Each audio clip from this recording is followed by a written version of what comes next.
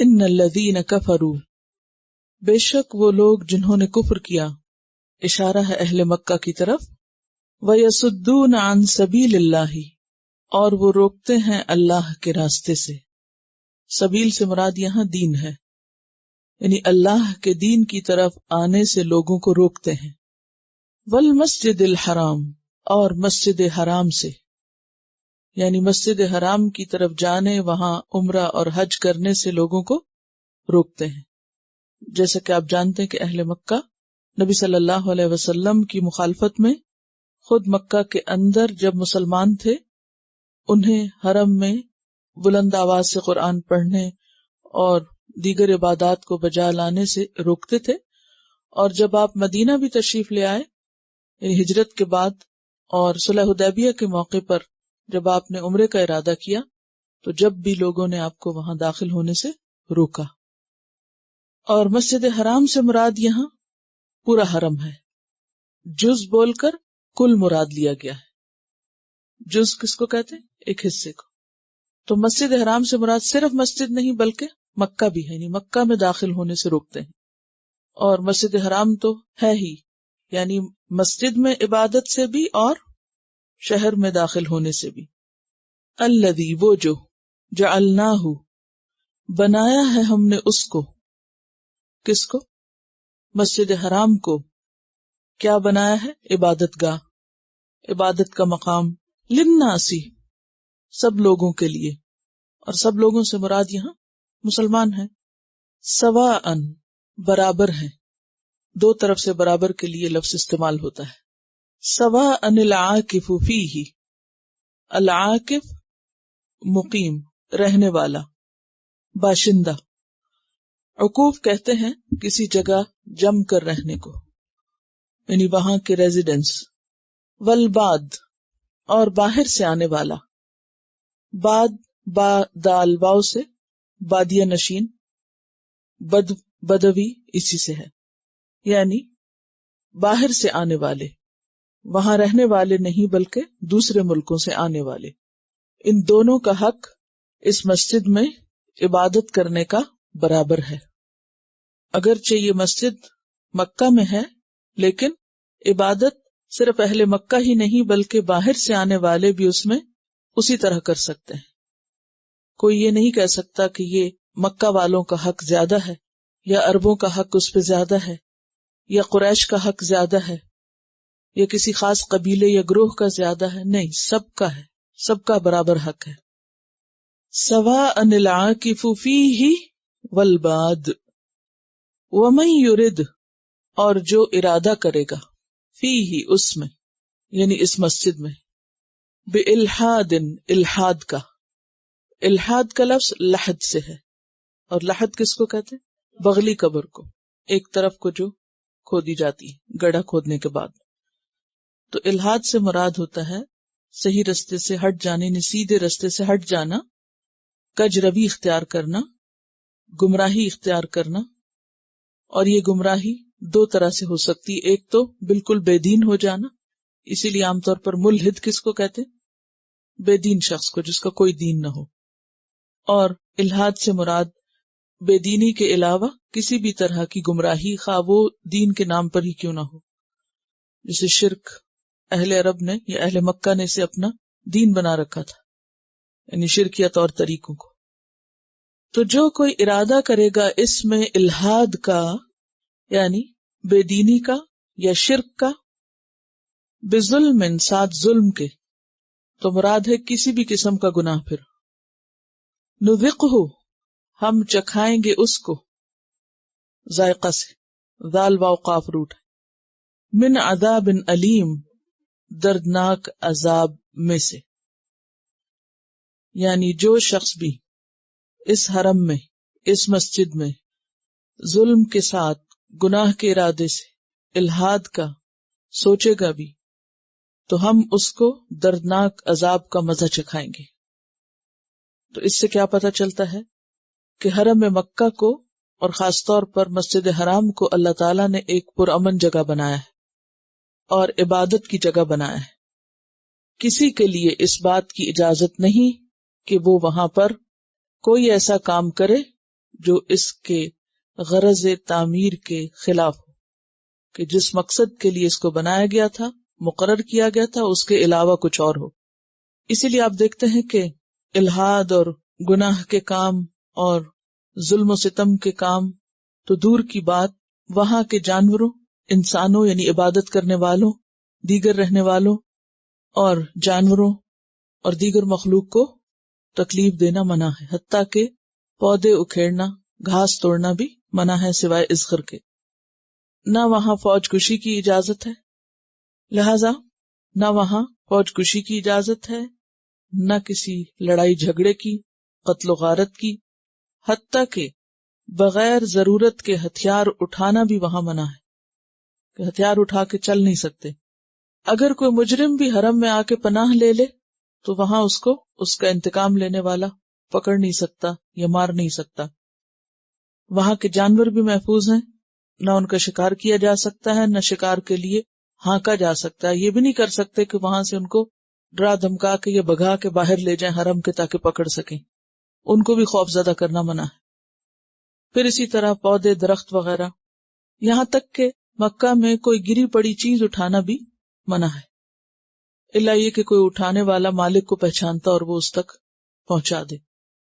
فرمایا کہ جو یہاں پر الحاد کا، ظلم کے ساتھ ارادہ کرے گا، کوئی بھی گناہ کا کام یا ظلم کا یا بے دینی کا یا زیادتی کا یا شرک کا کام کرے گا تو اللہ تعالی کی طرف سے اس کی پکڑ ہو جائے گی۔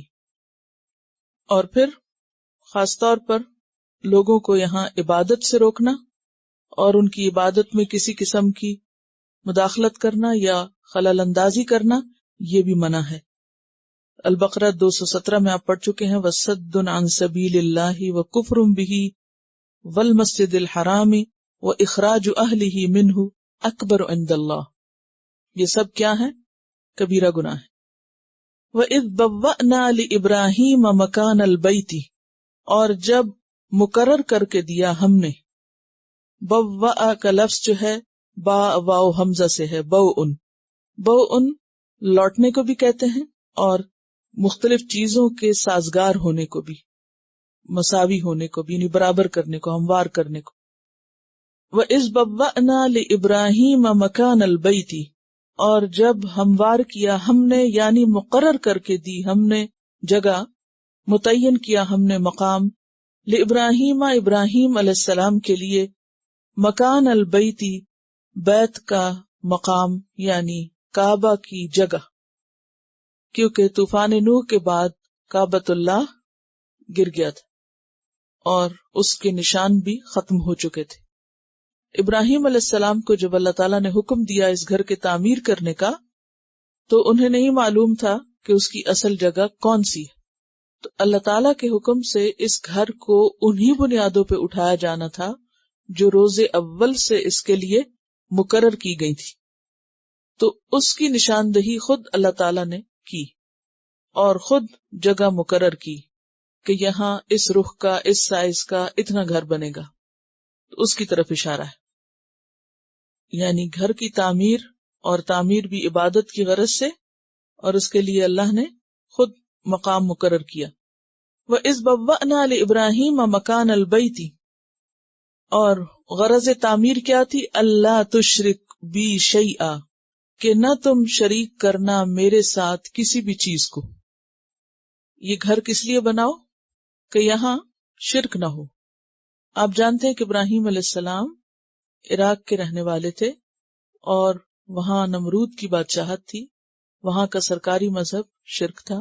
ابراہیم علیہ السلام نے اپنے گھر بار، رشتہ داروں، خاندان کو توحید کی خاطر چھوڑا اور اللہ کے حکم سے اس علاقے سے ہجرت کی، اور اس کے بعد انہیں اس گھر کے تعمیر کرنے کا اللہ تعالیٰ نے اعزاز بخشا اور ان کی اس طرف رہنمائی کی۔ وہ یہاں پر پہنچے اور پہلے اپنے بیوی بچے کو وہاں چھوڑا، بسایا، اور پھر اس کے بعد دوبارہ وہاں جا کر یہ گھر تعمیر کیا جب بچہ جوان ہو گیا، ان کا مددگار بن گیا۔ تو اس وقت ان دونوں کو ہی پھر حکم ہوا تھا کہ میرے گھر کو پاک صاف رکھنا، اور یہاں بھی یہی حکم ہے، وَطَهِّرْ بَيْتِيَ لِلطَّائِفِينَ، اور پاک رکھو میرے گھر کو طواف کرنے والوں کے لیے، والقائمین اور قیام کرنے والوں کے لیے، والرکع اور رکوع کرنے والوں کے لیے، السجود سجدہ کرنے والوں کے لیے. طائفین طائف کی جمع ہے، قائمین قائم کی، اور رکع راکع کی، اور سجود ساجد کی. یعنی جو لوگ عبادت کی غرض سے اس گھر میں آئیں تو وہ اس گھر کو پاک صاف پائیں. اور پاکیزگی یہاں حسی اور مانوی دونوں طرح کی ہے، یعنی بتوں سے بھی پاک کرنا، شرک سے پاک کرنا، اور گندگی اور نجاست ہر طرح کی ان سب سے پاک کرنا. وَأَذِّن فِي النَّاسِ بِالْحَجِّ اور پکارو لوگوں کو، اعلان کرو لوگوں میں، بالحج حج کا. یہ حکم دیا گیا ابراہیم علیہ السلام کو اللہ تعالیٰ کی طرف سے جب خانہ کعبہ کی تعمیر ہو چکی. یأتوک وہ آئیں گے تیرے پاس، رجالن پیدل، راجل کی جمع، رجل پاؤں کو کہتے ہیں نا، رجل تو مرد کو کہتے ہیں، اور رجل روٹ ایک ہی ہے، رے جیم لام، لیکن اعراب کے فرق سے معنی فرق ہوگے. رجلن کہتے ہیں پاؤں کو، اور راجل پاؤں چلنے والا، پیدل چلنے والا. آئیں گے تیرے پاس پیدل چل کے، کس کام کے لیے؟ حج کرنے کے لیے. وَعَلَا اور اوپر، کل دامرن ہر دبلے اونٹ کے. دامر کا لفظ دواد میم رے سے ہے. دمرا کا معنی ہوتا ہے دبلا ہونا، ادمرا کا معنی ہوتا ہے چھپانا. اسی سے لفظ ضمیر نکلا ہے، ضمیر متصل اور ضمیر منفصل، اور آپ کے اندر بھی ایک ضمیر ہے. تو ضمیر ہوتا ہے راز، پوشیدہ خیال، یعنی وہ چیز جو دل کے اندر ہے، اندر ہی اندر آپ کے جو جنگ ہوتی ہے، جس کا آپ ہی کو پتا ہوتا ہے، کسی دوسرے کو نہیں. یعنی جو آپ کو وارن کرتا ہے مختلف غلط کاموں پر، تو وہ چھپا ہوا ہوتا ہے نا، تو اس لیے اس کو ضمیر کہتے ہیں. اور ضمیر جو ہم لغت میں استعمال کرتے ہیں تو وہ بھی انسان کے نام کی جگہ استعمال ہوتی ہے.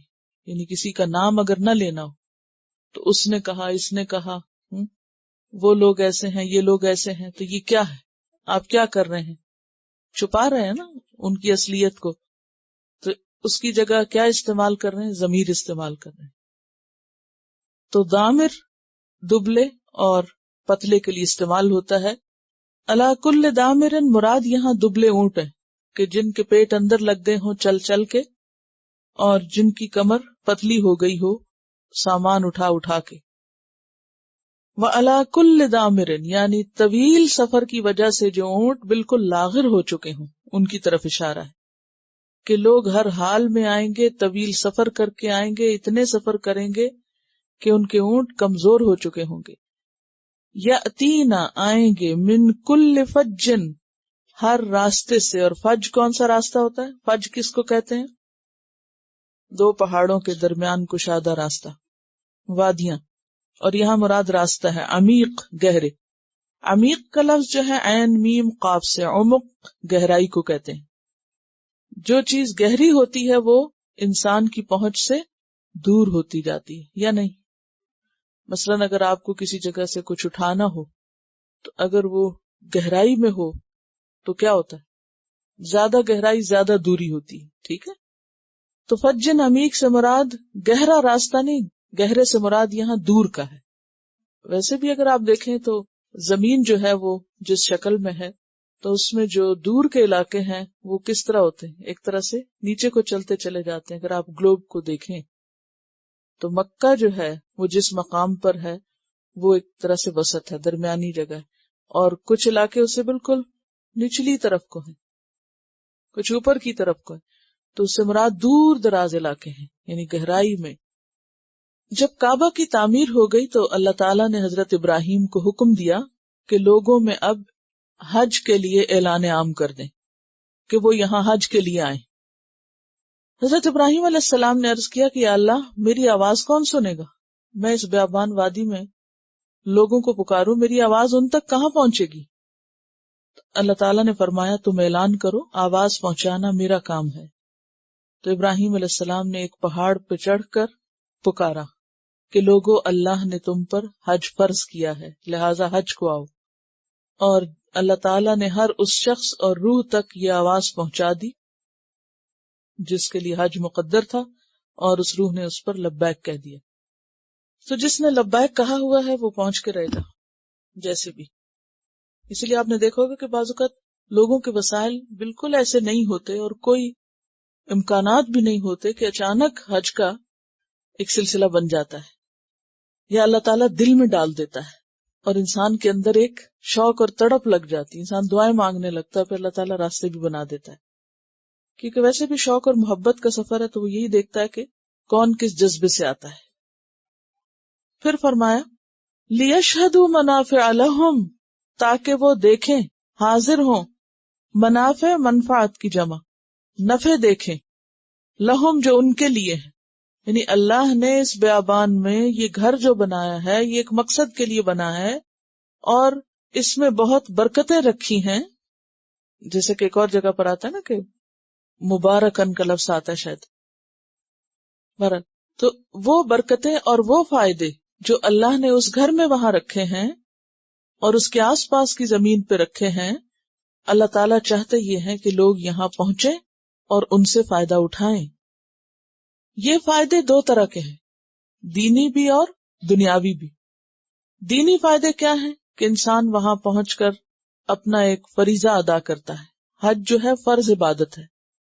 پھر اس فریضے میں جتنے بھی مناسک مثلا طواف کا موقع ہے یا رمی جمار ہے یا وقوف عرفہ ہے، ان سب مقامات پر دعائیں قبول ہوتی ہیں.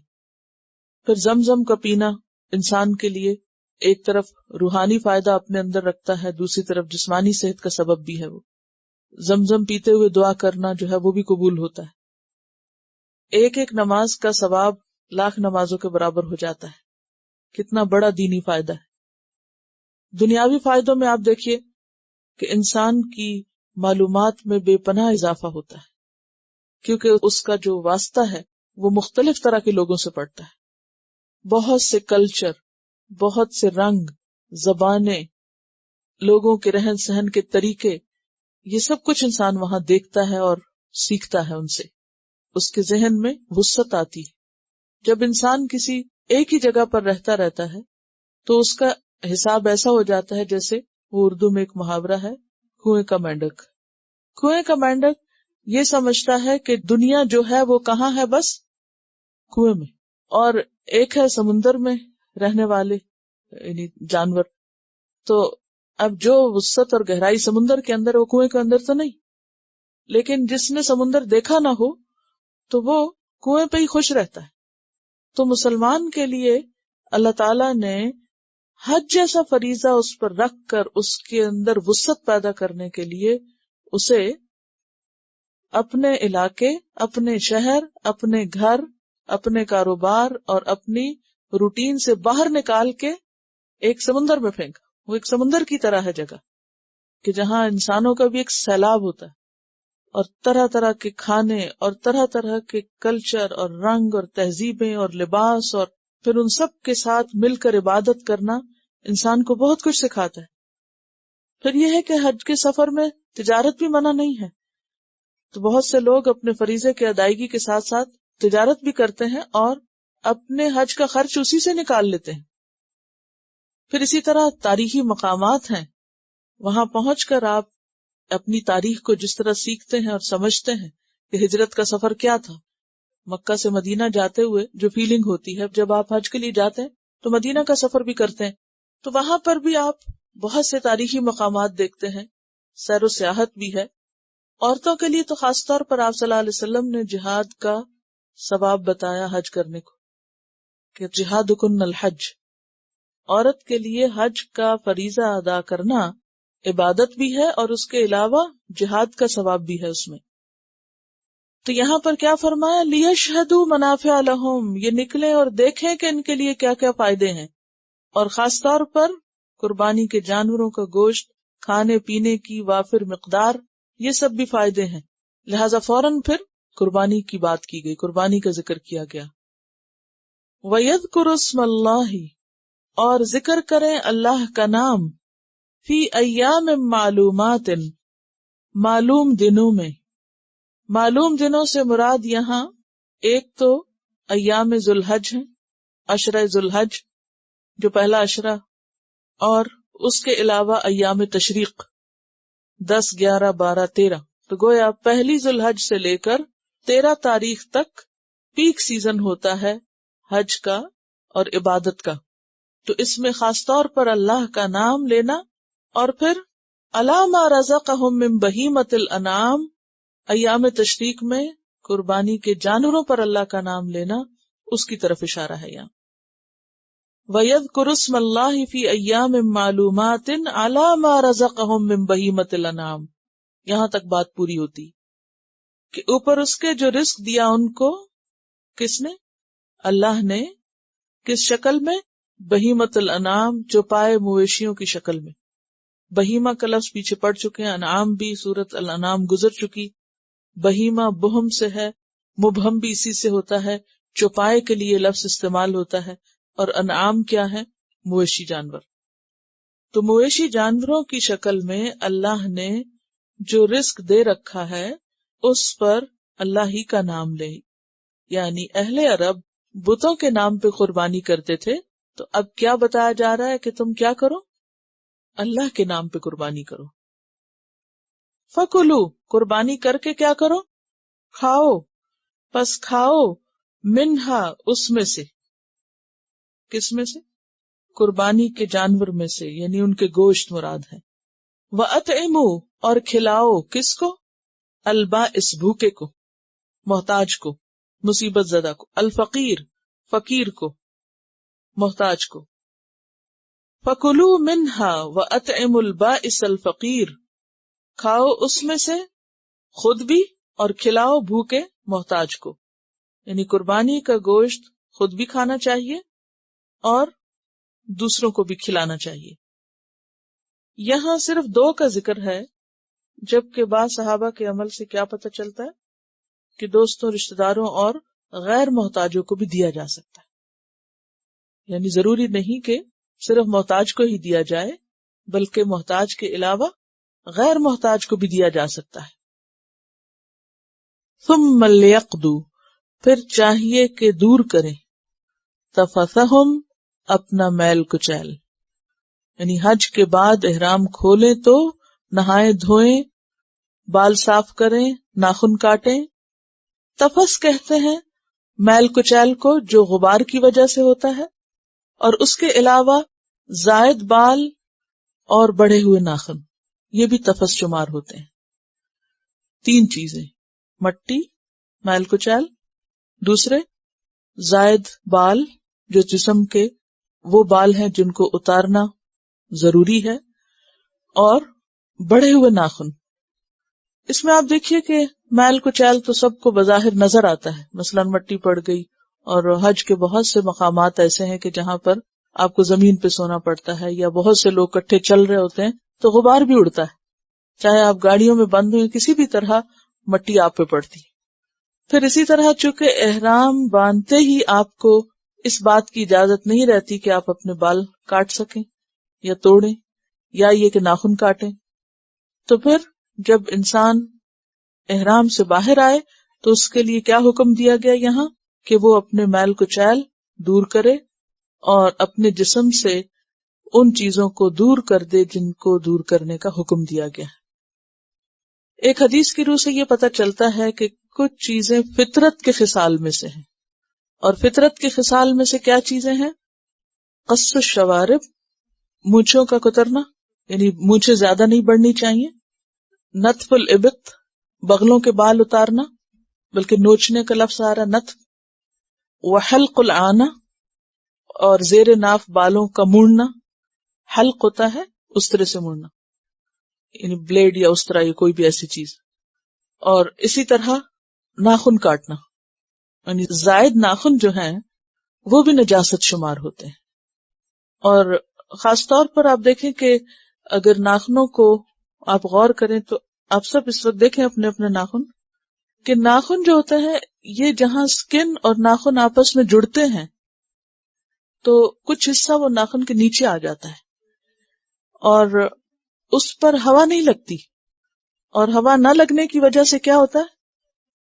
جراثیم جمع ہو جاتے ہیں، لازمی طور پر وہ جراثیم کا ہب بن جاتا ہے.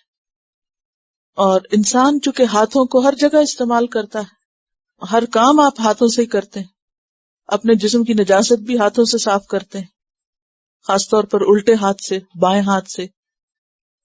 تو ان ناخنوں کے نیچے، کیونکہ ہر وقت انسان ان ناخنوں کے اندر تک صفائی نہیں کر سکتا کوشش کے باوجود بھی، تو ناخن بڑھانے سے ہوتا کیا ہے کہ وہ وہاں پر گندگی اور نجاست کا کچھ نہ کچھ حصہ رہ جاتا ہے. تو اس لیے اسلام نے اسے فطرت کے خصال میں شمار کیا ہے. ثم لیقضوا تفثہم، پھر چاہیے کہ دور کریں اپنا میل کچیل. ولیوفوا نذورہم، اور چاہیے کہ پوری کریں اپنی نظریں. نظر کس کو کہتے ہیں؟ کسی حادثے یا کسی تکلیف کی وجہ سے کسی غیر واجب چیز کو اپنے اوپر واجب کر لینا، یعنی جو چیز اللہ نے آپ کے اوپر فرض نہیں کی، لازم نہیں کی، وہ آپ اپنے اوپر نیکی کا کوئی کام لازم کر لیں خود سے، تو وہ نظر کہلاتی ہے. یعنی مثلاً نفل مان لینا، یا صدقہ کوئی مان لینا، یا روزہ مان لینا. عام طور پر لوگ نظر کیا مانتے ہیں کہ اگر میرا فلاں کام ہو گیا تو میں قربانی کروں گی مثلا، یا یہ کہ اتنے طواف کروں گی یا عمرہ کروں گی. تو پھر یہ ہے کہ اگر انسان ایسی کچھ نیت دل میں لیے ہوئے ہو نفلی عبادت کی، تو وہ بھی وہاں پر پوری کرے فرض کے ساتھ. بعض اوقات یہ سمجھا جاتا ہے نا کہ حج فریضے کی ادائیگی ہے اور ہم فرض عبادت کے لیے گئے ہیں، تو کیا ہم اس میں ساتھ نفلی عبادت کر سکتے ہیں؟ تو وہ بھی یہاں بتایا جا رہا ہے کہ ہم نفلی عبادات بھی، یا وہ چیزیں جو اپنے اوپر لازم کی ہوئی ہیں، ان کو بھی پورا کریں. اب نظر کی حقیقت کیا ہے، اس پر اس وقت گفتگو کا موقع نہیں ہے، وہ کسی اور موقع پہ صحیح کہ نظر کیا پسندیدہ بھی ہے یا نہیں. وَلْيَطَّوَّفُوا، اور چاہیے کہ طواف کریں جو رکن ہے حج کا، بِالْبَيْتِ الْعَتِيقِ، اس قدیم گھر کا. یہاں اشارہ ہے اس طواف کی طرف جو وقوف عرفہ اور رمی جمار کے بعد کیا جاتا ہے. یہ حج کا فریضہ ہے، اس کے بغیر حج نہیں ہوتا. دیکھیے 3 طرح کے طواف ہوتے ہیں. ایک کو کہتے ہیں طواف قدوم، جب آپ پہنچتے ہیں مکہ عمرہ کرتے ہیں تو وہ طواف جو ہوتا ہے وہ کہلاتا ہے قدوم. قدوم کا کیا مطلب ہے؟ آنے کا. دوسرا ہے طواف حج، یعنی حج کا جو طواف ہے، طواف زیارہ جس کو آپ کہتے ہیں. اور تیسرا ہے طواف وداع. وداع کب کرتے ہیں؟ جب آپ رخصت ہوتے ہیں مکہ سے. وَلْيَطَّوَّفُوا بِالْبَيْتِ الْعَتِيقِ، اور چاہیے کہ وہ طواف کریں، یعنی حج والا طواف مراد ہے. بالبیت العتیق، بیت العتیق کا. عتیق کا لفظ جو ہے بہت خوبصورت ہے.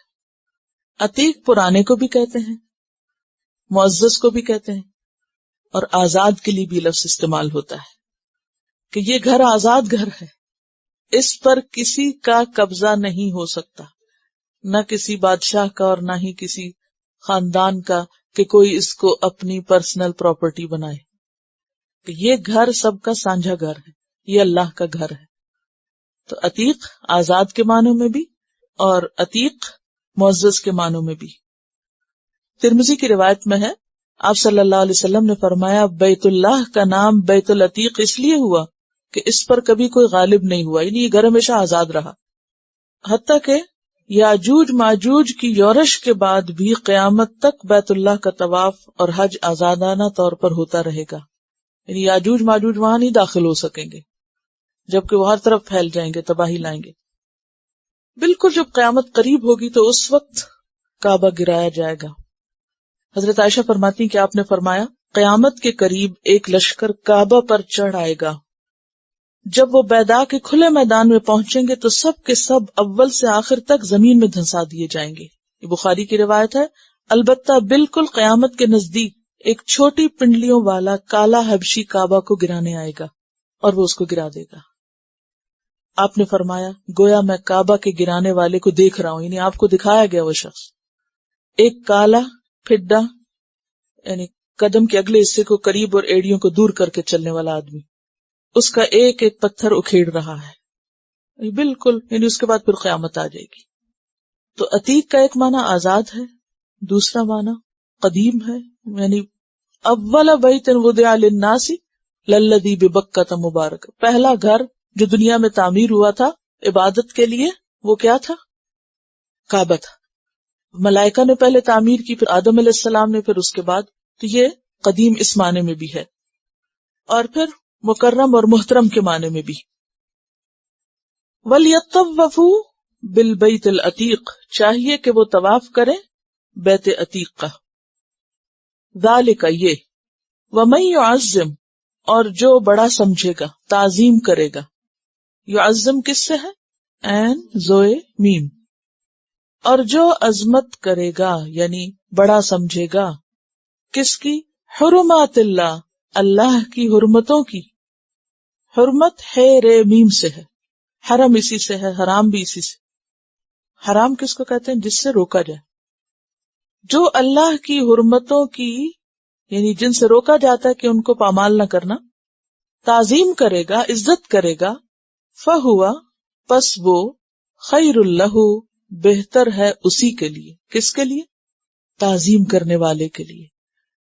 جو ان حرمتوں کی تعظیم کرے گا وہ تعظیم کرنے والے کے حق میں ہی اچھا رہے گا.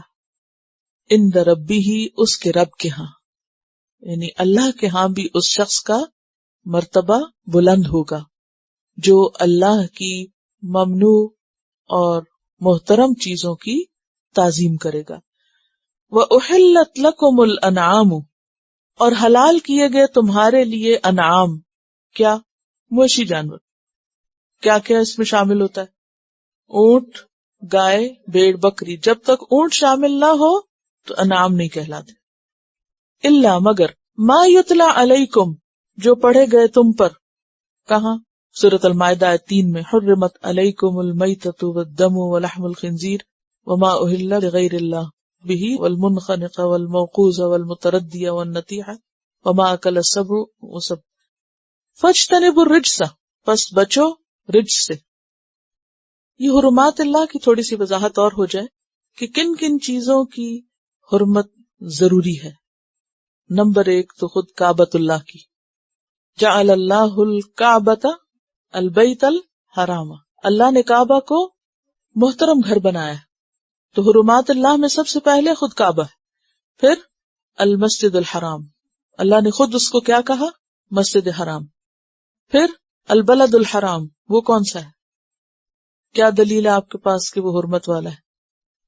وہ حدیث میں آتا ہے نا کہ جب آپ خطبہ دے رہے تھے تو آپ پوچھ رہے تھے کہ یہ کون سی جگہ ہے اور کون سا مہینہ ہے اور کون سا دن ہے. تو البلد الحرام، پھر الشہر الحرام، اشہر الحرم پڑھے نا آپ نے، اور المشعر الحرام، یہ کہاں ہے؟ مزدلفہ میں. جی، یہ سب جن کو نص سے حرمت والا کہا گیا. اور ویسے دیکھا جائے تو وہ تمام چیزیں جو اللہ کی یاد دلاتی ہیں وہ محترم ہیں. وَأُحِلَّتْ لَكُمُ الْأَنْعَامُ، اور حلال کر دیے گئے تمہارے لیے مویشی جانور. إِلَّا مَا يُتْلَى عَلَيْكُمْ، مگر جو تم پر پڑھے گئے. فَاجْتَنِبُوا الرِّجْسَ، پس بچو، اجتناب کرو. کیا روٹ ہے اس کا؟ جیم نون بے، جمب. جمب کس کو کہتے ہیں؟ پہلو. پہلو بچاؤ یعنی بچو. الرجس، ناپاک سے، پلید، گندا. ناپاکی سے بچو. من الاوثان، بتوں کی. وثن کی جمع، مورتیاں، بت سب اس میں آتے ہیں. بتوں کی گندگی سے بچو. گندگی 2 طرح کی ہوتی ہے، ایک حسی اور ایک مانوی. پھر آپ دیکھیں کہ بہت سی چیزیں ہمیں سامنے گندی نظر آتی ہیں تو وہ گندی ہوتی ہیں. کچھ چیزیں ہمیں نظر نہیں آتی گندی، وہ بظاہر صاف ہوتی ہیں، بہت خوبصورت ہوتی ہیں، لیکن اللہ کے نزدیک وہ گندی ہے. تو وہ کون سی ہیں؟ ان میں خاص طور پر بت وغیرہ. پھر اسی طرح آپ نے دیکھا ہوگا کہ کچھ اور چیزوں کو بھی نجس کہا گیا، شراب اور جوا وغیرہ کو. انما الخمر والمیسر والانصاب والازلام رجس من عمل الشیطان. تو وہاں بھی ان کے لیے کیا لفظ آیا؟ رجس. تو یہاں اوثان کے لیے رجس. وجتنبو، اور بچو، کس سے؟ قول الزور، قول زور سے، جھوٹ کی بات سے. زور کیا ہے؟ جھوٹ. زور کا لفظ جو ہے زے واو رے سے، اس کا معنی ہوتا ہے سینے کا اوپر والا حصہ. اسی سے پھر زیارت کا لفظ نکلا ہے، ملاقات. جب آپ کسی سے ملتے ہیں تو کیا کرتے ہیں؟ گلے ملتے ہیں یا اس کو سامنے سے دیکھتے ہیں، اس کی طرف فیس کرتے ہیں. یہ ملاقات نہیں ہوتی کہ آپ منہ دوسری طرف کر لیں اور کہ ہاں میں ملاقات کر رہا ہوں. تو ملاقات کے لیے کیا لازم ہے؟ فرنٹ پہ، فیس ٹو فیس. زیارت اسی کو کہتے ہیں. ٹھیک ہے، یہ جو مختلف چیزوں کی بھی زیارت کی جاتی ہے تو وہ بھی کیا کرتے ہیں؟ وہاں لوگ پیٹ کرتے ہیں اس طرف، یا پیٹ تو بالکل ہی نہیں کرتے. جب زیارت کو جاتے ہیں تو پیٹ کو نہیں کرتا وہاں. تو یہ لفظ بیسیکلی اس سے نکلا ہے. پھر اسی طرح آپ دیکھیے کہ اس کا معنی جو ہے وہ موڑنا بھی ہوتا ہے، کیونکہ انسان جب اپنے جسم کو دورہ کرتا ہے تو کیا چیز جھکتی ہے؟ یعنی سینہ مڑتا ہے نا. ٹھیک ہے نا، یعنی بالائی حصہ، جسم کا بالائی حصہ مڑنے میں نیچے جاتا ہے. تو مڑی ہوئی بات، دوہری بات جھوٹ کہلاتی ہے، موڑ توڑ کی ہوئی. تو قول الزور سے مراد کون سی بات ہے؟ جو موڑ تروڑ کر پیش کی گئی ہو، یا حق سے پھری ہوئی ہو، حق سے مڑی ہوئی ہو، یا جس میں حق چھپایا گیا ہو. تو جھوٹ کی بات. حنفاء للہ، اللہ کے لیے یکسو ہو جاؤ. حنفاء کس کی جمع ہے؟ حنیف کی. اور حنیف کس کو کہتے ہیں؟ یکسو کو.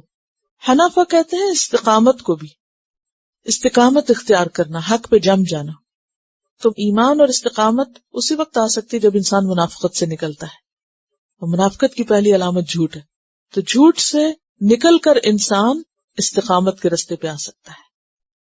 حنفاء للہ، اللہ کے لیے یکسو، مخلص، مسلم، مؤمن.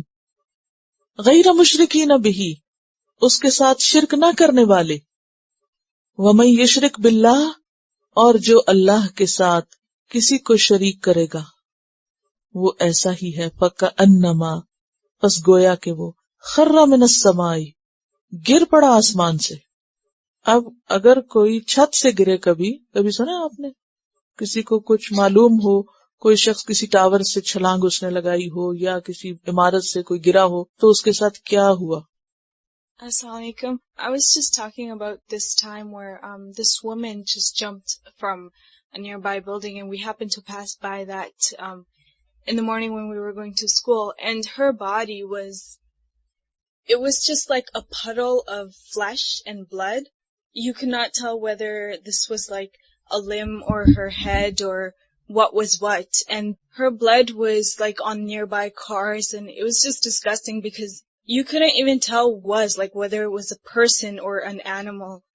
Like that's how disgusting it was. And she had committed suicide or something. اب اس کو ذہن میں رکھ کے اب سوچئے کہ کوئی آسمان سے گرے. یہ تو بلڈنگز کی بات ہو رہی تھی کہ بلڈنگ سے گر کے کیا حال ہوتا ہے، اور کہاں یہ کہ کوئی آسمان سے گرے. کہا یہ جا رہا ہے کہ جو اللہ کے ساتھ شرک کرتا ہے اس کا حال ایسا ہی ہے فَكَأَنَّمَا خَرَّ مِنَ السَّمَاءِ، کہ گویا وہ گرا آسمان سے. فَتَخْطَفُهُ الطَّيْرُ، پھر اچک لیا اس کو پرندوں نے، جھپٹ لیا. کیونکہ ہوتا یہ ہے کہ بعض بڑے پرندے چھوٹے پرندوں کو راستے میں ہی شکار کر لیتے ہیں. ختم، گیا. او تہوی بہ الریح، یا گرایا اس کو، پھینکا اس کو ہوا نے، فی مکان سحیق، دور کی جگہ پہ، وہ نیچے جا کے پٹخایا. پھر اس کا حال کیا ہوا؟ باقی کیا بچا؟ کیا اس کی تباہی میں کسی کو کوئی شک ہے؟ کیا رہے گا اس کے پاس؟ کچھ بھی نہیں. ویسے بھی مر کے انسان کا کچھ نہیں رہتا، لیکن کہاں یہ کہ وہ ٹکڑے ٹکڑے ہو جائے، چورا چورا ہو جائے. تو یہ کیفیت ہے کس کی؟ اس کی جو شرک کرے، کہ اس نے اپنے آپ کو یقینی صریحاً ہلاکت میں مبتلا کر دیا.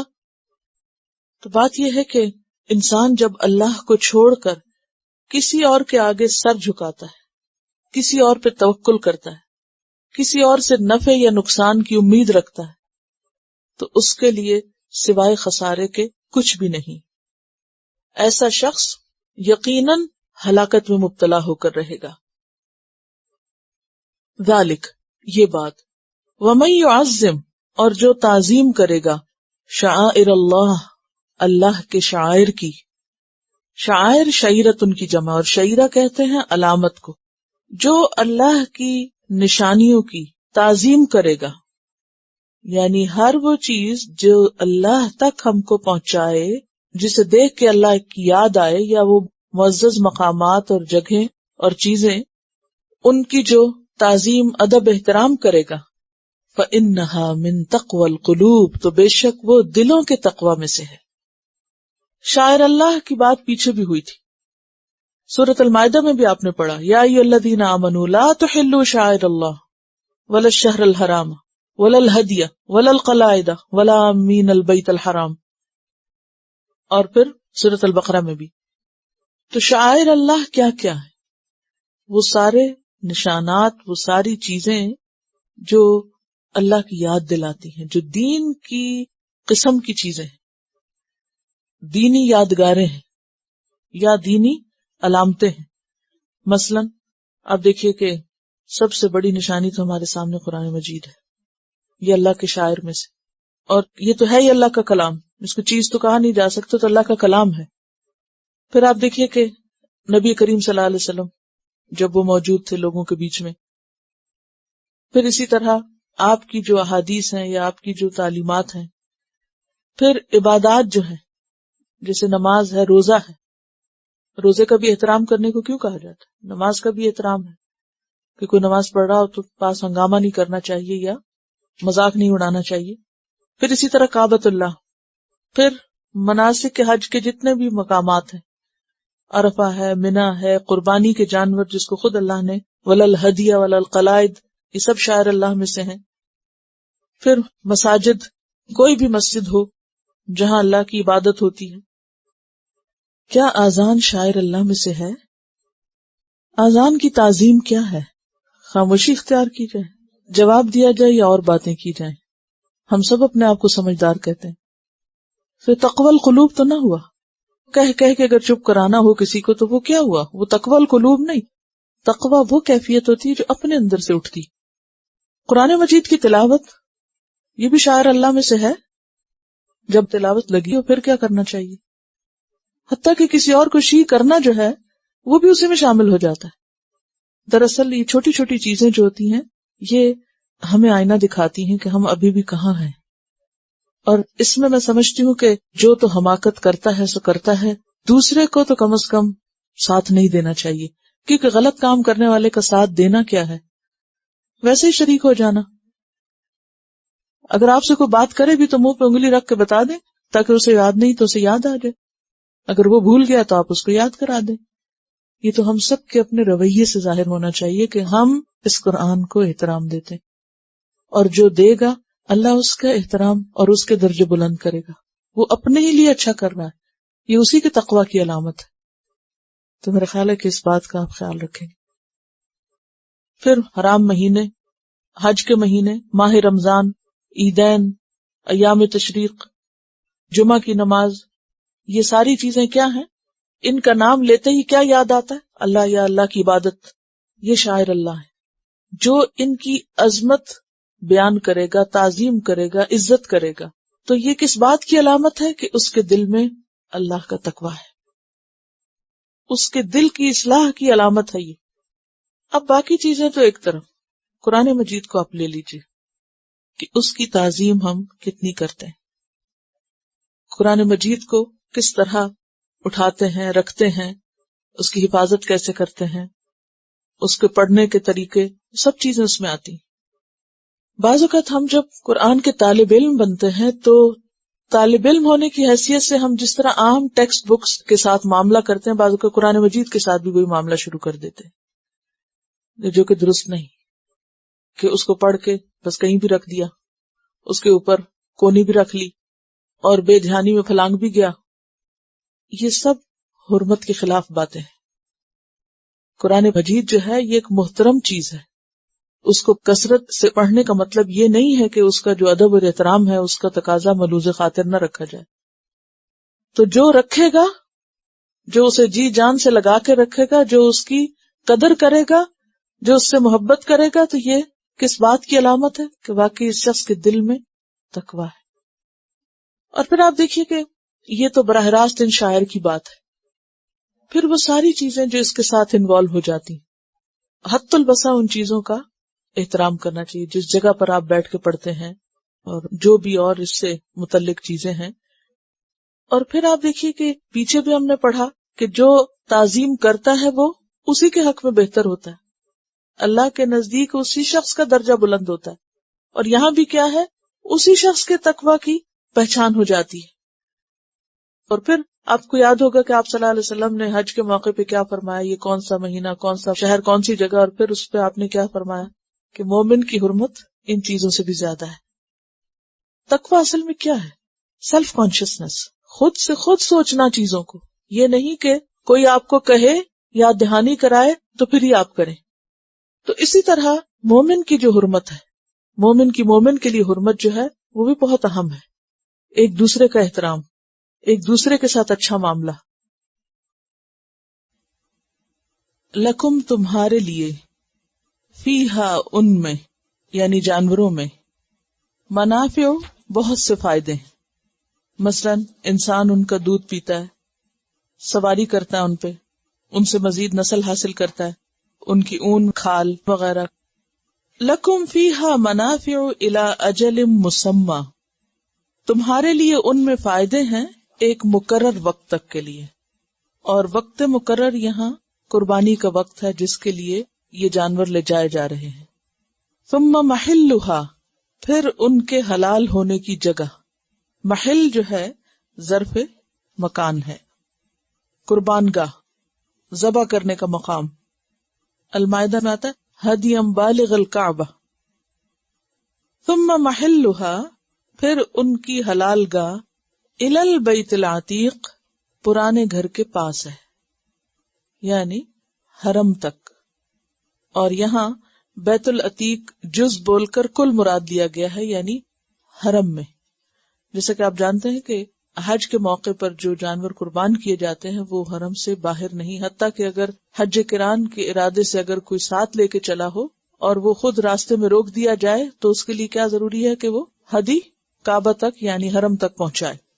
کعبہ سے مراد یا بیت العتیق سے مراد خانہ کعبہ کے اندر قربانی لے جانا نہیں، بلکہ جز بول کے کل علاقہ مراد لیا گیا ہے، حرم مراد لیا گیا. اور پھر خاص طور پر حج کے موقع پر تو مینا میں قربانی ہوتی. وَلِكُلِّ أُمَّةٍ، اور ہر امت کے لیے، جعلنا، بنایا ہم نے، منسکن، قربانی کا طریقہ. منسک مصدر میمی ہے، نون سین کاف، نسک کہتے ہیں عبادت کو، اور منسک عبادت کے طریقے کو بھی کہتے ہیں. لیکن یہاں اس خاص کانٹیکسٹ میں منسک کس معنی میں استعمال ہو رہا ہے؟ قربانی کا طریقہ. حج کے جو طریقے ہیں اس کو مناسک حج کہتے ہیں، یعنی عبادت کے طریقے.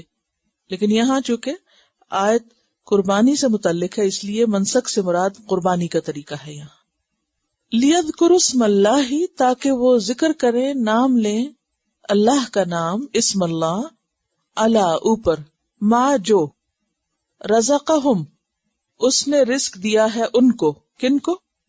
قربانی کرنے والوں کو، حج کرنے والوں کو، لوگوں کو. چونکہ یہ جانور اللہ ہی نے دیے ہیں تو پھر وہ ان کو قربان کرتے وقت اللہ ہی کا نام لے. من بہیمۃ الانعام، مویشی جانوروں میں سے. فإلہکم، پس الہ تمہارا، الہ واحد، الہ ایک ہی ہے. فلہ اسلموا، پس اسی کے لیے فرما بردار بن جاؤ، اسی کے آگے جھک جاؤ. وبشر المخبتین، اور خوشخبری ہے جھکنے والوں کے لیے. مخبتین کا لفظ خے بے تے سے ہے. خبت کہتے ہیں نرم اور نشیبی زمین کو، اور نرم زمین میں آپ اگر پاؤں رکھیں تو کیا ہوتا ہے؟ پاؤں اندر ہی چلا جاتا ہے. اور نشیبی زمین پر اگر رکھے تو آپ نیچے چلے جاتے ہیں.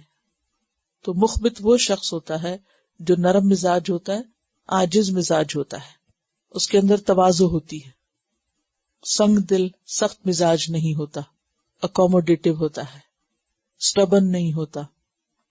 تو یہاں بتایا یہ جا رہا ہے کہ قربانی کا طریقہ صرف امت محمدیہ صلی اللہ علیہ وسلم ہی میں رائج نہیں کیا جا رہا، بلکہ یہ ہر امت کو دیا گیا تھا.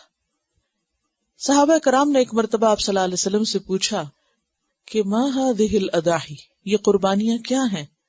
تو آپ نے فرمایا سنت ابیکم ابراہیم، تمہارے باپ ابراہیم کا طریقہ ہے. پوچھا ہمیں اس سے کیا ملتا ہے؟ یعنی صحابہ کرام نے اس کے بعد ایک اور سوال کیا کہ ہمیں پھر ان سے کیا حاصل ہوتا ہے؟ فرمایا ہر بال کے بدلے ایک نیکی. پوچھا اور اون کا کیا حکم ہے؟ فرمایا ان کے ہر روئے کے بدلے ایک نیکی. جیسے بھیڑ ہوتی ہے نا، تو اس کے بال تو بہت باریک اور آپس میں جڑے ہوئے ہوتے ہیں، بہت زیادہ ہوتے ہیں، تو اس کے بدلے بھی ہر بال کے بدلے ایک نیکی. تو قربانی ہر امت کا شعار رہی ہے. قربانی دراصل کیا ہے؟ جان کا نذرانہ، یعنی اس بات کی علامت اور سمبل کہ اے اللہ، اگر آپ کے لیے مجھے اپنی جان بھی حاضر کرنی پڑی تو میں حاضر ہوں. صحابہ کرام نے حضور صلی اللہ علیہ وسلم سے پوچھا کہ اس قربانی سے ہمیں کیا ملے گا؟ تو آپ نے یہ نہیں کہا کہ جو پیسے تم دے دو گے پھر اس کا بہت ثواب ہوگا، بلکہ بال کے بدلے نیکی، اون کے بدلے نیکی. تو اس سے بھی کیا پتہ چلتا ہے کہ قربانی ہی کی جائے تو قربانی ہوتی ہے، ان پیسوں سے کچھ اور کیا جائے تو قربانی ادا نہیں ہوتی. اور پھر قربانی کرتے وقت بھی کیا کرنا چاہیے؟ تکبیر پڑھنی چاہیے، اور وہ جو پورا عشرہ ہے اس میں بھی تکبیرات جو ہیں وہ پڑھی جاتی ہیں. عیدگاہ جاتے اور آتے وقت تکبیروں کا اہتمام. لِيَذْكُرُوا اسْمَ اللَّهِ عَلَىٰ مَا رَزَقَهُمْ مِن بَهِيمَةِ الْأَنْعَامِ. اور جب قربانی کی جاتی ہے تو اس وقت وہ دعا بھی پڑھی جاتی ہے جس میں آخر میں آتا ہے بسم اللہ واللہ اکبر، یعنی اللہ کی بڑائی بیان کی جاتی ہے. اور پھر ایک اور جو اہم بات یہاں سکھائی گئی وہ کیا ہے کہ قربانی اللہ ہی کے نام کی ہونی چاہیے. فَإِلَٰهُكُمْ إِلَٰهٌ وَاحِدٌ فَلَهُ أَسْلِمُوا. تمہارا الہ ایک ہے لہٰذا اسی کے لیے جھک جاؤ، یعنی قربانی بھی اسی کے لیے کرو. فَصَلِّ لِرَبِّكَ وَانْحَرْ. تو نماز بھی رب کے لیے اور قربانی بھی رب کے لیے. یعنی ویسے تو اسلمو ایک کامن ورڈ ہے جھکنے کے معنوں میں، سر تسلیم خم کرنے کے، اطاعت کے معنوں میں، لیکن اس خاص کانٹیکس میں جو قربانی سے متعلق آ رہا ہے بہیمت الانعام کے، مراد یہ ہے کہ انسان جو جانور قربان کرے اس میں شہرت اور دکھاوے کا پہلو نہ ہو، بلکہ کیا ہو؟ اللہ کے آگے جھکنے کا، اللہ کی اطاعت کرنے کا، فرما برداری کرنے کا. اور پھر جھکنے والوں کو خوشخبری دے دو، مخبتین کو خوشخبری دے دو. تو گویا قربانی اپنے ظاہر کے اعتبار سے ایک ریچول ہے، لیکن اصل میں کیا ہے؟ جھکنے کا سبق. کون ہے مخبتین؟ ان کی خوبیاں اور صفات کیا ہیں؟ الذین، وہ لوگ، اذا ذکر اللہ، جب ذکر کیا جاتا ہے اللہ کا، جب اللہ کا نام لیا جاتا ہے، وجلت قلوبہم، ان کے دل کانپ اٹھتے ہیں. اگر ہم دیکھنا چاہیں خود کو کہ ہم مخبتین ہیں یا نہیں، تو ہم سب کو کیسے پتا چلے گا کہ اللہ کا جب نام لیا جائے، اللہ کا ذکر کیا جائے، آذان بلند ہو، قرآن پڑھایا جا رہا ہو، تو دلوں کا حال کیا ہے اس وقت؟ وجلت قلوبہم، ان کے دل کانپ اٹھتے ہیں. وہ بے حس، غافل اور بے پرواہ لوگ نہیں ہوتے، بلکہ ان کا دل اللہ کی طرف جھک جاتا ہے. والصابرین علی ما اصابہم، اور صبر کرنے والے ہیں اوپر اس کے جو ان کو پہنچے. کوئی بھی اذیت جسمانی، روحانی، کسی قسم کی، تو اس پر خود کو کنٹرول کر لیتے ہیں. والمقیم الصلاۃ، اور نماز قائم کرنے والے ہیں، یہ عاجزوں کی علامت ہوتی. ومما رزقناہم ینفقون، اور اس میں سے جو ہم نے ان کو رزق دیا وہ خرچ کرتے رہتے ہیں. والبدن، اور اونٹ. بدنا بدنتن کی جمع ہے، بدنتن. اور بدنا کس کو کہتے ہیں؟ بڑے بدن والے کو، بڑے بدن والے. والبدنا، اور اونٹ، کیونکہ اونٹ کو بھی اس لیے بدنا کہا گیا کیونکہ اس کا حجم جو ہے سب مویشی جانوروں میں بڑا. جعلناہا لکم من شعائر اللہ، بنایا ہم نے ان کو تمہارے لیے اللہ کی نشانیوں میں سے. اونٹ بھی شاعر ہیں. کب؟ جب وہ قربانی کے لیے لے جائے جاتے ہیں. لکم فیہا خیر، تمہارے لیے ان میں خیر ہے. کن میں خیر ہے؟ ان شاعر میں، ان اونٹوں میں، یعنی ان کی قربانی کرنے میں. آپ کو معلوم ہے کہ ایک اونٹ کی قیمت ہزاروں میں ہوتی تھی، تو اس کی قربانی کرنا مال کی قربانی بھی تھی اور ساتھ اس کے ایک سواری کی قربانی بھی اور ایک دودھ دینے والے جانور کی بھی. تو قربانی کوئی معمولی قربانی نہیں تھی، یعنی یہ اس کو قربان کرنا آسان نہیں تھا. لیکن کیا فرمایا کہ ان کو قربان کرنے میں تمہارے لیے بھلائی ہے. فاذکروا اسم اللہ علیہا، پس ذکر کرو اللہ کا نام، علیہا ان پر. یعنی جب تم ان کا نحر کر رہے ہو تو ان کو بھی اللہ کے نام سے ہی ذبح کرو. صوافا، صف بستہ. صواف کا لفظ جو ہے یہ صاف سے ہے، صافتن سے، اس کا واحد صافتن. وہ اونٹ جس کا بایاں ہاتھ باندھ دیا جائے اور وہ اپنے دونوں پاؤں اور دائیں ہاتھ کے سہارے کھڑا ہو. آپ کو معلوم ہے کہ اونٹ کو لٹا کے نہیں ذبح کرتے، لٹانا بہت مشکل ہے. وہ کھڑا ہوتا ہے اور کھڑا بھی کس طرح کہ اس کا بایاں ہاتھ سے مراد یہ کہ آگے والے جو دو ہوتے ہیں نا ان میں سے ایک جو لیفٹ ہینڈ ہے اس کو باندھ باندھتے کیسے، گھٹنا موڑ دیتے ہیں، یوں سمجھیے بینڈ کر دیتے ہیں اس کو. تو اس سے یہ ہے کہ پھر اس کا بیلنس جو ہے وہ پورا نہیں رہتا، کیونکہ اگر وہ اپنے پورے پاؤں پر ہو اور آپ اس کو نہر کریں تو کیا ہو سکتا ہے وہ رسی توڑا کے بھاگ نکلے، کوئی قوی جانور ہے نا. تو اس کا طریقہ ہے کہ اس وقت جب اس پہ وہ کھڑے ہو کر اس کو مارو گے نیزا یا جو بھی اللہ کا نام لے کے، تو اس وقت وہ اس صف بستہ حالت میں ہونی، کھڑا ہو. فَإِذَا وَجَبَتْ، پھر جب گر پڑے. وجبہ کا مطلب ہوتا ہے لگ جانا، واجب بھی اسی سے. جنوبہا، ان کے پہلو، یعنی بالکل ٹھنڈے ہو جائیں، جان نکل چکے. یہ موت سے کنایا ہے. کسی کا پہلو زمین سے لگ جانا، کوئی حصہ حرکت باقی نہیں رہی، یعنی روح نکل گئی ان کی. تو کیا کرو، فَكُلُوا مِنْهَا، پھر کھاؤ اس میں سے، نہیں پکا کے. حکم یہاں یہ بیان ہو رہا ہے کہ اونٹ کو کھڑے کر کے ذبح کرو، اللہ کا نام لے کے ذبح کرو، اور جب وہ گر پڑے، خون نکل چکے، جسم ٹھنڈا ہو جائے، جان نکل جائے پوری، پھر کاٹو. اگر کسی جانور کا جسم ہل رہا ہو، ابھی تھوڑی بھی روح باقی ہو، اور اس کی کھال اتار کے اس کی بوٹیاں بنانا شروع کر دیں، تو وہ گوشت مردہ کا گوشت شمار ہوگا، چاہے ذبح کے طریقے سے اس کو ذبح کیا گیا ہو، لیکن وہ مردہ شمار ہوگا. اور اس کے بارے میں حدیث میں بھی آتا ہے، ترمذی کی حدیث ہے، جب سارا خون نکل جائے، بے روح زمین پہ گر جائے، تب کاٹو. فرمایا جس جانور سے اس حال میں گوشت کاٹا جائے کہ وہ زندہ ہو تو وہ کاٹا ہوا گوشت مردہ ہے، یعنی ایسے ہی کھانا ہے جیسے مردہ کھا رہے. سوچتی ہوں کہ ہم اپنی لذت کے لیے اور بعض اوقات صرف اپنی ایکسائٹمنٹ کے لیے کیسے کیسے کرائم کرتے ہیں، یعنی جانوروں کے ساتھ کیسا کیسا سلوک ہوتا ہے. اگر دل میں تقویٰ ہو تو ہم کسی جانور کو یوں تڑپتا دیکھ کے خوش نہیں ہو سکتے. اور کسی بھی چیز، چاہے وہ کوئی بھی زیرو ہو، حتیٰ کہ چیونٹیوں تک کو آپ نے جلانے سے منع کیا ہے، کیونکہ آگ کا عذاب اللہ کے سوا کسی کو بھی دینے کا حق نہیں ہے کسی کو. بہرحال یہاں کیا کہا جا رہا، وجبت جنوبہا، یعنی لگ جائیں ان کے پہلو، پیٹھیں ٹک جائیں، ختم ہو جائے، ٹھنڈے ہو جائیں. فَكُلُوا، پھر کھاؤ، منہا اس میں سے، وَأَطْعِمُوا الْقَانِعَ، اور کھلاؤ قناعت کرنے والے کو. قناعت کرنے والا کون ہے؟ جو نہ مانگے، کسی سے اپنی حاجت بیان نہ کرے، جو ہے بس اسی پہ راضی ہے، قناعت ہے. والمعتر، اور مانگنے والے کو بھی. معتر کا لفظ عین رے سے، ارن، سائل کے لیے آتا ہے، یعنی سوالی کو بھی دو اور خود بھی کھاؤ. ہاں اگر فوری طور پر سارا نہیں بھی کھایا جا سکتا تو ذخیرہ بھی کر سکتے، یعنی فریز کر سکتے ہیں، یا پہلے لوگ سکھا لیا کرتے تھے. تو یہاں پر اگرچہ کہا جا رہا ہے کہ تم کھاؤ بھی اور کھلاؤ بھی، یہ ایک استحبابی حکم ہے. استحباب کس کو کہتے ہیں؟ مستحب ہے، ایسا کرنا پسندیدہ ہے. اگر مثلاً کوئی ایسی جگہ ہے کہ جہاں بہت ضرورت مند ہے اور آپ سارا ہی دے دینا چاہتے ہیں تو بھی کوئی عرض نہیں.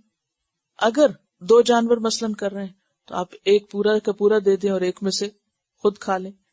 اگر آپ سارا خود رکھنا چاہتے ہیں کہ ہم زیادہ ضرورت مند ہیں تو خود رکھ لیں، تو بھی کوئی حرج نہیں.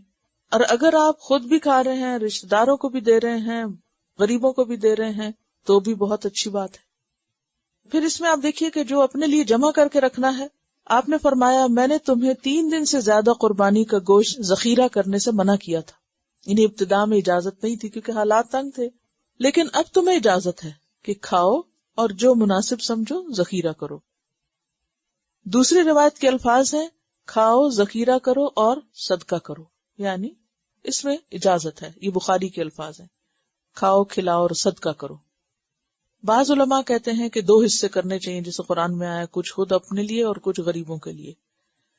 آپ صلی اللہ علیہ وسلم مدینہ میں 10 سال رہے، ہر سال قربانی کرتے رہے. جب آپ حج پہ تشریف لے گئے تو آپ نے 100 اونٹ ذبح کیے اور پھر ان میں سے مختلف اونٹوں میں سے ملا کے پکایا گیا گوشت، اور پھر آپ نے خود بھی کھایا اور دوسروں کو بھی کھلایا.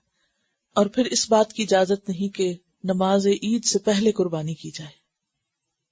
فَكُلُوا مِنْهَا وَأَطْعِمُوا الْقَانِعَ وَالْمُعْتَرَّ كَذَلِكَ، اسی طرح سَخَّرْنَاهَا لَكُمْ، مسخر کیا ہم نے ان کو تمہارے لیے، یعنی تمہارے بس میں دے دیا کہ تم ان کو ذبح کر سکو. لَعَلَّكُمْ تَشْكُرُونَ، تاکہ تم شکر ادا کرو. فرمایا لَن يَنَالَ اللَّهَ لُحُومُهَا، ہرگز نہیں پہنچتے اللہ کو ان کے گوشت. کن کے؟ جانوروں کے. جو تمہاری قربانیاں ہیں، ان قربانیوں کا گوشت اللہ کو نہیں پہنچتا. ولا دماؤها، اور نہ ان کا خون پہنچتا ہے. ولکن ینالہ التقوی منکم، لیکن پہنچتا ہے اس کو تقوی تم میں سے، یعنی تمہارا تقوی اللہ تک پہنچتا ہے. اللہ تعالیٰ یہ نہیں دیکھتا کہ کس نے کتنی قیمت کا جانور ذبح کیا اور کتنا موٹا تازہ تھا. ٹھیک ہے، وہ بھی اپنی جگہ اگر اللہ ہی کی خاطر انسان کر رہا ہو، کسی شہرت کے لیے نہیں، تو اس کا اپنا ایک اجر ہے. یعنی اگر انسان اللہ کی خاطر کر رہا ہو یہ سب کچھ، تو پھر اگر اچھا جانور ذبح کر رہا ہے، زیادہ صحت مند پلا ہوا بہترین چیز اللہ کو پیش کر رہا ہے، تو یقیناً وہ قابل قدر ہے، باعث اجر ہے. لیکن اگر انسان صرف اس لیے کر رہا ہے کہ وہ لوگوں پہ دونس جمائے اور لوگوں کو متاثر کرے کہ میرا بکرا تو اتنا بڑا تھا اور اتنی قیمت کا تھا اور تم نے کیا کیا، کیونکہ تکبر نام ہی اس چیز کا نا کہ انسان لوگوں کو حقیر سمجھے اور خود کو بڑی چیز سمجھے. رسول اللہ صلی اللہ علیہ وسلم نے فرمایا جو اللہ کے لیے تواضع اختیار کرتا ہے اللہ اس کو بلند کر دیتا ہے. وہ اپنے جی میں اپنے کو حقیر سمجھتا ہے لیکن لوگوں کی نگاہوں میں بڑا ہوتا ہے. اور پھر خود پسندی یا اپنی صفات یا اپنی چیزوں کو بڑے شان کی نظر سے دیکھنا وہ بھی پسندیدہ نہیں. عاجزی کے خلاف کیا کیا چیزیں ہیں، یا تکبر کس چیز کا نام ہے؟ بطر الحق و غمت الناس. غمت الناس کیا؟ لوگوں کو حقیر سمجھنا اور خود کو ہی ہر چیز میں پرفیکٹ اور اعلیٰ سمجھنا. تو اس چیز کی نفی کر دی گئی کہ اللہ ظاہری چیزوں کو نہیں دیکھتا. لن ینال اللہ لحومها ولا دماؤها، نہ اللہ کو ان جانوروں کے گوشت پہنچتے ہیں اور نہ خون پہنچتا ہے. ولکن ینالہ التقوی منکم. بات یہ ہے کہ ہر چیز کا ایک ظاہری پہلو ہوتا ہے اور ایک اس کا اندرونی پہلو ہوتا ہے. جیسے کوئی بھی پھل ہے تو اس کا چھلکا بھی ہوتا ہے اور اس کا مغز بھی ہوتا ہے. جیسے بادام ہیں یا اخروٹ ہیں یا اور بھی کھانے کی چیزیں جو اللہ نے پیدا کی ہیں، جیسے کیلا ہے، جو بھی فروٹس وغیرہ ہیں. سبزیاں آپ دیکھ لیجئے، گرینز دیکھ لیجئے، تو کیا کھایا جاتا ہے اس میں سے؟ کام کی چیز کیا ہوتی ہے؟ اندر کی چیز ہوتی ہے. جو اوپر کی چیز ہوتی ہے، سکن جو ہوتی ہے، وہ اگرچہ خوبصورت ہوتی ہے. آپ دیکھیے کہ مثلا کیلے کو دیکھ لیجئے، اورنج کو دیکھ لیجئے، کسی بھی چیز کو، تو جو باہر کا حصہ ہے دیکھنے میں زیادہ خوبصورت نظر آتا ہے، لیکن خوبصورت ہونے کے باوجود ہم استعمال کون سا حصہ کرتے ہیں؟ جو اندر کا حصہ ہے. اسی طرح قربانی کرنا بظاہر ایک بہت بڑا کام نظر آتا ہے، لیکن اس قربانی میں بھی اصل چیز تقویٰ ہے. مثلا ایک شخص اگر بکرا قربان کرتا ہے یا گائے قربان کرتا ہے تو اللہ تعالیٰ یہ نہیں دیکھتا کہ اس نے گائے کی یا اونٹ کیا، بلکہ یہ دیکھتا ہے کہ اس نے اگر ایک چھوٹی سی بھیڑ بھی یا ایک بکری بھی ذبح کی ہے تو اس کی نیت پیچھے کیا تھی، اس کی سوچ کیا تھی. اور یہ تو ایک سمبل بھی ہے اصل بات یہ ہے کہ کیا اس نے پیچھے اپنی انا بھی قربان کی ہے، اپنے تکبر کو بھی قربان کیا ہے، اپنی خواہشات کو بھی قربان کیا ہے؟ حقیقی تقویٰ خون اور گوشت دکھانے کا نام نہیں، حقیقی تقویٰ نفس پہ چوٹ برداشت کرنے کا نام ہے، اپنی انا کو قربان کرنے کا نام ہے، اپنے جذبات کو قربان کرنے کا نام ہے، صبر کرنے کا نام ہے۔ قربانی کی اصل روح یہی ہے، کیونکہ انسان نہ تو کسی کا حق دے سکتا ہے اس کے بغیر، مثلا آپ اپنے شوہر کا حق دینا چاہتے ہیں، یا بچوں کا دینا چاہتے ہیں، یا بہن بھائیوں کا دینا چاہتے ہیں، یا دوسرے ہمسایوں کا، یا دوسرے کسی بھی انسان کا، تو آپ نے دیکھا ہوگا کہ عام روزمرہ کی زندگی میں ہمیں دوسروں سے کوئی نہ کوئی شکایت ہو ہی جاتی۔ آپ کو شوہر سے شکایت ہو سکتی، کوئی ناراضگی ہو سکتی ہے، آپ کو بچوں سے ہو سکتی ہے، آپ کو بہن بھائیوں سے ہو سکتی ہے، آپ جن لوگوں کے ساتھ رہتے ہیں ان سے کوئی شکایت ہو سکتی ہے۔ ایسے میں کیا ہوتا ہے کہ جب انسان کو کسی سے شکایت ہوتی ہے تو پھر انسان اس شخص کے ساتھ جواباً اچھا معاملہ نہیں کرنا چاہتا، اس کا حق نہیں دینا چاہتا۔ انسان کیا کہتا ہے، کیا جواز پیش کرتا ہے، اس نے میرے ساتھ کیا کیا ہے، اس نے مجھے کیا دیا ہے۔ اب ایسے میں وہ دے یا نہ دے یہ نہیں ہے سوال کہ وہ کیا کر رہا ہے، ہم سے لوگوں کے بارے میں نہیں پوچھا جائے گا، ہم سے کیا پوچھا جائے گا کہ ہم نے بھی اپنا فرض ادا کیا یا نہیں کیا۔ اب ہم فرض صرف اس وقت ادا کر سکتے ہیں جب ہم اپنے اندر کے بکرے کو روز ذبح کریں، یعنی سال میں ایک دفعہ عید پر بکرا ذبح کرنا آسان ہے، لیکن خود کو روز کل کرنا اندر سے اور اپنی انا کو مارنا، اور پھر مار کے اس کو حق دینا جو ہمیں نہ دے، اس کے ساتھ اچھا کرنا جو ہمارے ساتھ اچھا نہ کرے۔ کیونکہ مخبت کون ہے، خبت کون سی زمین ہوتی ہے جس کے اندر پاؤں دھس جاتا ہے، نشیبی زمین جس میں گڑھا پڑ جائے۔ تو مومن کیا ہے، اس زمین کی طرح ہے کہ جس پہ اگر کوئی پاؤں رکھے تو اسے جگہ مل جائے اندر، یعنی اسے اس کا حق ہم سے مل جائے۔ اور یہ انسان صرف اس وقت دے سکتا ہے کہ جب وہ اپنے اندر نرمی پیدا کرے، ورنہ اگر کوئی ہمارے ساتھ زیادتی کرے تو جس وقت وہ ہم سے کچھ لینے کے لیے آئے گا تو ہم کیا بن جائیں گے، فولادی دیوار، اکڑ کہ یاد کرو تم نے کیا کیا تھا، اب مجھ سے کسی خیر کی توقع نہ رکھنا، نو انٹری۔ تو یہ تو تقویٰ کی علامت نہیں۔ جو اللہ کے لیے جھک جاتا ہے پھر وہ یہ نہیں دیکھتا کہ میرے ساتھ کیا ہوا ہے، وہ یہ دیکھتا کہ میرا کیا فرض ہے اور مجھے کیا کرنا ہے، اور یہ اس وقت تک نہیں ہوتا جب تک خود کو نہ قربان کر سکے۔ اور پھر آپ دیکھیے کہ بعض اوقات انسان کو مجبوراً قربان ہونا پڑتا ہے، وائی ناٹ اللہ کی خاطر اپنے آپ کو ایک طرف رکھ کے جو اللہ نے ہم پہ فرض عائد کیا ہے ہم اس کو پورا کریں۔ اسی لیے آگے فرمایا وبشر المحسنین، ایسے ہی محسن بن سکتے ہیں، ایسے ہی کے لیے خوشخبری۔ کذالک سخرھا لکم، اسی طرح اس نے مسخر کر دیا ہے ان کو تمہارے لیے۔ اب آپ دیکھیے کہ اس دنیا کا نظام چل ہی اسی طرح رہا ہے، کچھ کو کچھ پہ فوقیت دے دی، کچھ کو کچھ پہ اختیار دے دیا، کچھ کو کچھ کے اوپر طاقت دے دی۔ اب ہر جگہ ہر انسان کہیں اختیار رکھتا ہے اور کہیں دوسرے کے آگے لاچار ہے، مجبور ہے، کہیں لینے والا اور کہیں دینے والا ہے، کسی پہ اس کا زور چل رہا ہے اور کہیں کسی کے آگے بے زور ہے۔ اب کبھی جانوروں کو آپ دیکھیں، بیچارے سر جھکائے، کس طرح ریوڑ کے ریوڑ انسانوں کے آگے چل رہے ہوتے ہیں۔ کیا ان کے اندر جان نہیں؟ کیا انہیں اپنی جان نہیں پیاری؟ کیوں کہا گیا ان کے سامنے چھری نہ تیز کرو؟ پتہ چلتا ہی ہوگا، منع کیا گیا کہ ان کے سامنے چھری نہ تیز کرو۔ شاید انہیں پتہ چلتا اور ان کا دل بھی تھوڑا ہوتا کہ ہماری شامت آنے والی، یہ خوف محسوس کرتے ہو، ان کو بھی نہ ہراس کرو۔ تو اگر وہ ذبح ہونے سے انکار کر دیں، اکڑ جائیں آگے سے، یا گوشت ان کا گلے نہ، پھر بلا دیکھیں ہم مزے کے دسترخوان کیسے سجاتے ہیں۔ کذالک سخرھا لکم، اللہ نے انہیں تمہارے لیے مسخر کر دیا، جیسے چاہو استعمال کرو ان کو، ان کا دودھ نکالو، ان سے نسل حاصل کرو، ان کے بال اتار کے، کبھی آپ نے بھیڑ کے بال اترتے دیکھے؟ کس طرح اس کی ٹانگیں پکڑ کے کھڑی کر لیتے ہیں اور اس کی ساری حجامت کر ڈالتے ہیں اوپر سے، اور لے کے چلے آتے ہیں، وہ بیچاری پھر اس کے اگتے رہتے ہیں بال، اور انسان کس طرح اپنے کام چلاتے ہیں۔ یہ مسخر ہے تو ہم ان کے بال اتار لیتے ہیں نا، ہمارے کو اتارنے دیں گے کسی کو؟ کوئی بال چھو تو جائے اس کی بھی خبر لے لیں گے۔ کبھی ہوتا ہے نا بال کسی کے الجھ جائیں یا کوئی ذرا سے کھچ جائیں تو کیا کرتے ہیں اس کے ساتھ، کس اخلاق کا مظاہرہ کرتے ہیں۔ تو بات یہ ہے کہ کذالک سخرھا لکم، اس نے تمہارے لیے سب بندوبست کیے، لتکبروا اللہ علی ما ھداکم، تاکہ تم اللہ کی بڑائی بیان کرو، اللہ کی تکبیر کرو اوپر اس کے جو اس نے راہ دکھائی تم کو.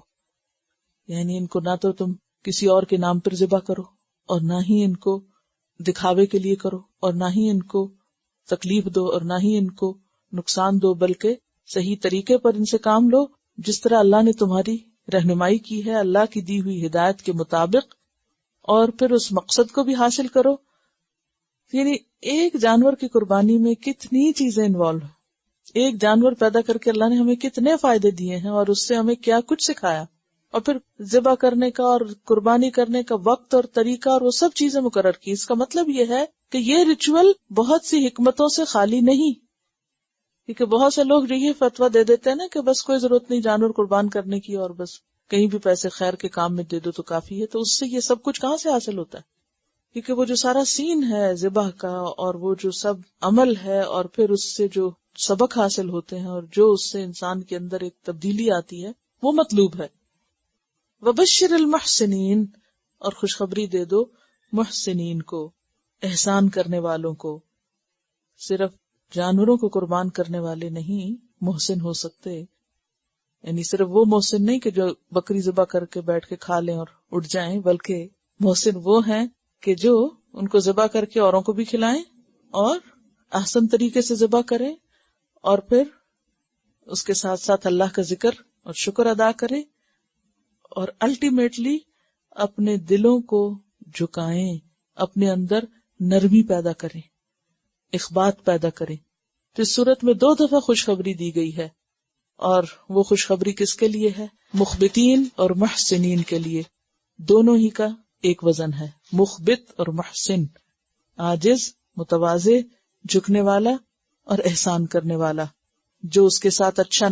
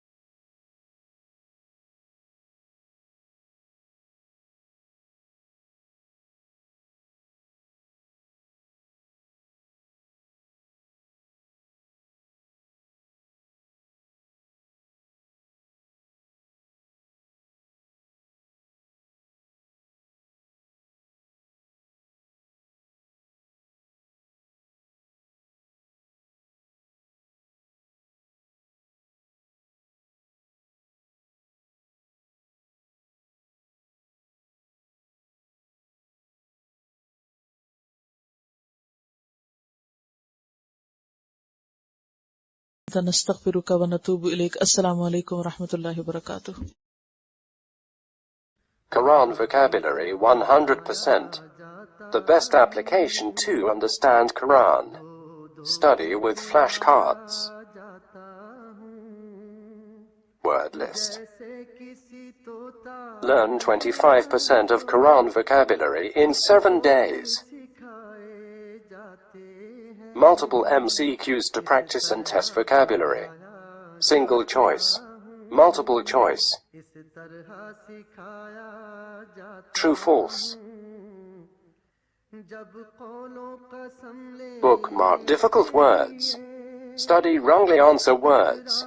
Test your skills. 12 essential grammar lessons at Learn Quranic Grammar. You can select number of word to study from bookmarks. Select number of times wrongly answered words for study. Test your skills with multiple choice flashcard, true false, matching words and single choice MCQs. Grammar lessons are available in PDF format. Native Quranic and Urdu fonts. Available at Google Play and Apple App Stores. Download it today to contribute in the Islamic Apps Development Project. Quran vocabulary 100% in Urdu. Visit smartappsweb.com.